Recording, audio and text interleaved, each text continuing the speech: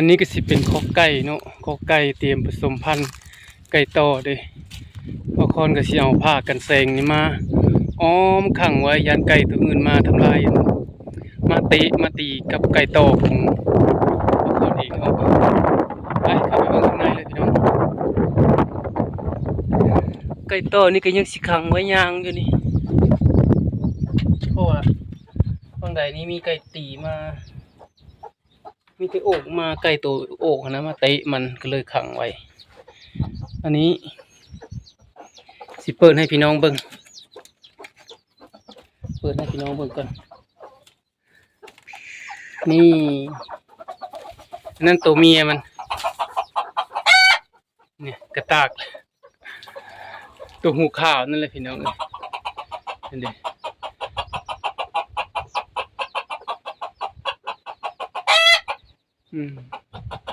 ตัวเมียมันก็สีก็สิบ่คือไก่ป่าปานใดเนาะแต่ว่าตัวเมียนี่ก็หมานอยู่เด้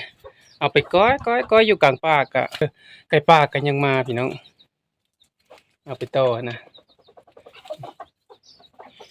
ตัวผู้มันนี่ก็เป็นหุ่นใหญ่พี่น้องหุ่นใหญ่หัวใหญ่ตางใหญ่หูขาวเดือยก็ขาวเลยพี่น้องนะเป็นเดือยแก้วเลยนะนี่นะเป็นเดือยแก้วพี่น้อง FC ท่านใดสนใจก็กดติดตามไว้เด้อพี่น้องเด้อสนใจลูกไก่ตัวนี้ก็ได้ให้กดติดตามไว้เพื่อเบิ่งวิดีโอเบิ่งคลิปต่อไปบางคนสิอัปเดตลงไปเรื่อยๆจนกว่าลูกมันสิใหญ่สัมพ่อมันพุ่นแหละพี่น้องเอ้ยกดติดตามไว้เด้อกดติดตามไว้เบิ่งเด้ออัปเดตไปเรื่อยๆสิอัปเดตไปเรื่อยๆสิเอาลงไปเรื่อยๆให้พี่น้องได้เบิ่งคอกมันก็สิกว้างอยู่พี่น้องเอ้ยอยู่สะดวกสบายเลยสำหรับ2ตัวเพิ่นนะดวงยาวนี่ประมาณ3เมตร4เมตรพุ่นแหละดวงกว้างนี่ก็3เมตรปลายนี่ตัวดำเนี่ยฮะเป็นไก่ธรรมดาพี่น้องมันออกลูกแล้วบ่มีบ่อนไว้ที่บ่อนอื่นยันเหลวกินยันเหลวยันหุงกินก็เลยมาขังไว้นำไก่อันนี้พอให้อัน2ผู้เมียเพิ่นบ่เหงาเนาะเตรียมหังไว้เรียบร้อยนี่หังก็เตรียมบ่อนไข่ไว้เรียบร้อยพี่น้องเด้บ่อนไข่กันน่ะเตรียมไว้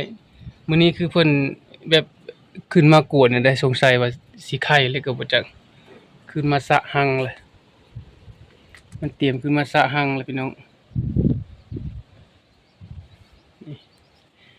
มันไข่ก็สิอยู่ในระหว่าง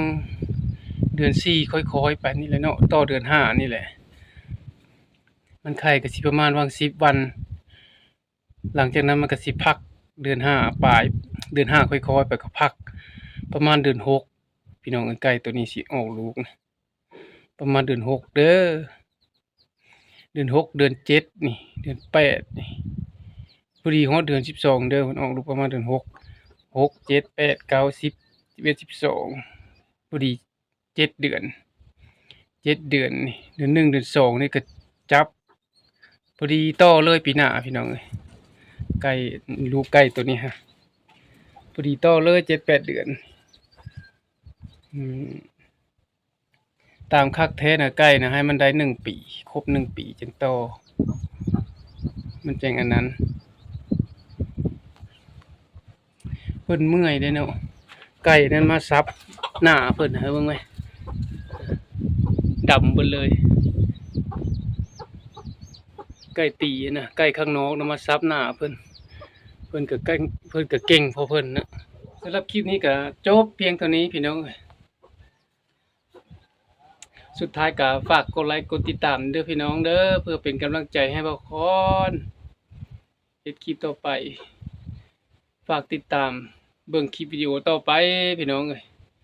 บางคนสิมีแนวใดมาลงเนาะแล้วก็ฝากติดตามเบิ่งลูกไก่ตัวนี้พี่น้องมันสิได้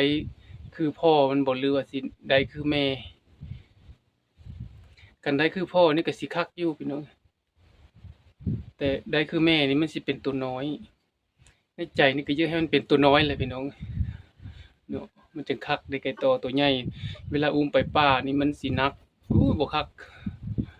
ขอบใจหลายๆเด้อพี่น้องเด้อที่เข้ามารับชมตั้งแต่ต้นจนจบขอบใจหลายๆคลิปนี้ก็จบเท่านี้แหละพี่น้องเอ้ยขอบใจหลายๆเด้อ